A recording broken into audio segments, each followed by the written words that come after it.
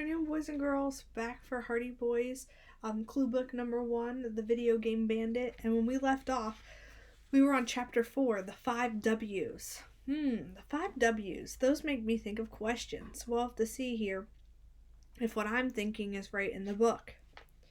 Alright, so right now we're trying to figure out where that Z-Cross 5000 went. Joe wrote the 5 W's at the top of the page and underlined it twice. Whenever they were trying to solve a mystery, they started with a few simple questions. He wrote who, what, where, when, and why underneath the heading. Let's start with a possible motive, Frank said. Why would someone want to take the Z-Cross 5000? Mr. Fun laughed out loud. Well, that's easy, because it's the Z-Cross 5000. Who wouldn't want to take it? I'm afraid Mr. Fun is right, Mrs. Freeman said. Everybody in Bayport, not to mention the whole country, wants one. Frank walked the length of the room. Because it's expensive and they could sell it. Because they wanted one for themselves. Because they couldn't get it anywhere else. Those were all 3 possible motives. Joe wrote down all 3. Frank and Joe's dad, Fenton Hardy, was a private investigator. He taught them all about motive, which was just another word of saying why someone would do something. Every crime had to have a motive, and sometimes the motive helped you find the suspect. How many guests are at the party? Joe asked. About 100, Mrs. Freeman answered. She sat down on the couch and crossed her arms over her chest.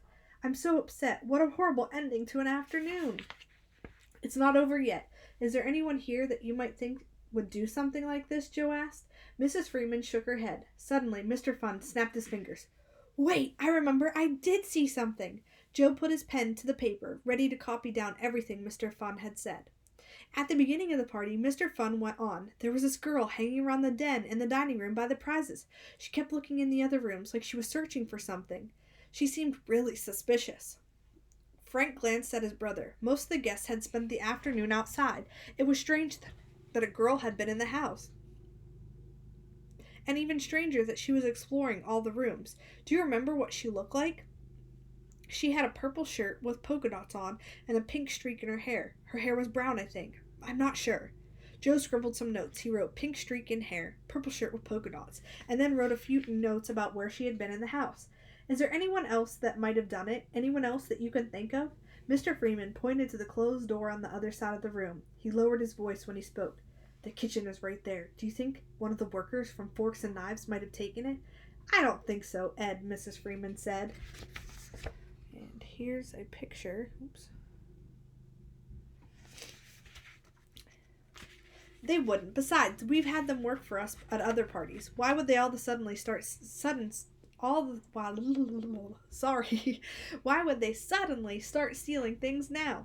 Mr. Freeman nodded. You have a point, but there were 2 or 3 people working in the kitchen today, and even if one of them didn't take it, maybe they saw something strange. If anyone used the kitchen door that goes outside, the workers would have noticed, right? Mrs. Freeman looked like she might argue with him, so Frank jumped in. Well, question them, just in case. It helps to have witnesses, too. Joe looked at Sissy. You said that you saw the Z-Cross here just half an hour ago, he asked. Sissy looked uncertain. I think it was a half hour ago, but then again, I'm not sure. I thought I saw it at the beginning of the auction, whenever that was. I think the auction started right at 3 o'clock. Mrs. Freeman added. She pointed to Joe's notebook, as if to say you should probably write that down. So, the Z-Cross could have disappeared anywhere between 3 o'clock and now, 4:15. Frank plopped down in the beanbag chair, deep in thought. Joe wrote down between 3 p.m. and 4:15 p.m. under when. He wrote Z-Cross 5000 under the what, and then always the easiest question to the answer, where. There was always the easiest question to the answer.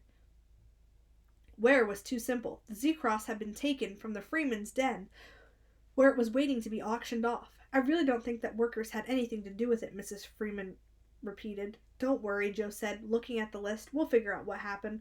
We should start by talking to the girl that Mr. Fun mentioned. Frank stood and peered out the back window and into the yard. There were a bunch of people around the side of the garage, looking at the prizes from the auction. Guests were still using the photo booth. Some were huddled around the dessert table, piling cookies onto their plates. It was a huge crowd of people, and Frank didn't see a girl in a purple shirt anywhere. We just have to find her, he said, and we don't have much time. Joe joined in, scanning the crowd. Agreed, but where should we start? Chapter 5. Picture Perfect.